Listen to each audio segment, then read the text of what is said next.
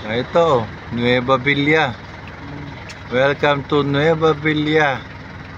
Dito lang po yan, subdivision sa Balagtas. Alay na sa Batangas na kami eh.